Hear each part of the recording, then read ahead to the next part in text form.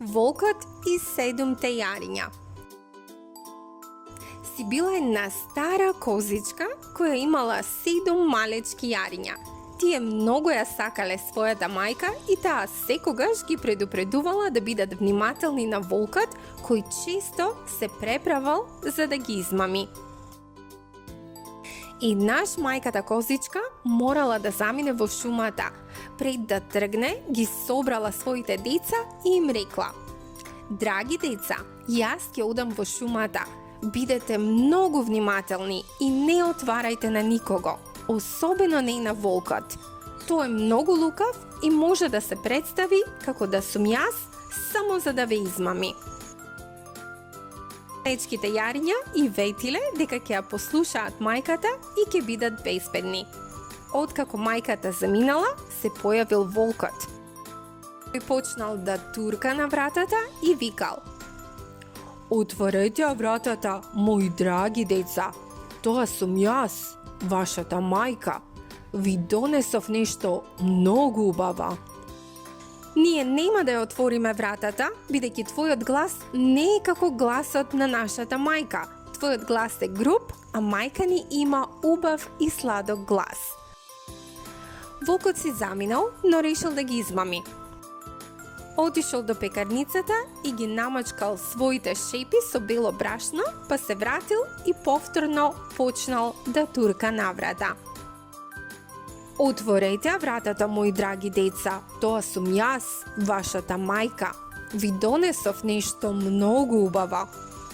Малечките јариња, гледајќи ги белите шепи, помислиле дека тоа навистина е нивната мајка.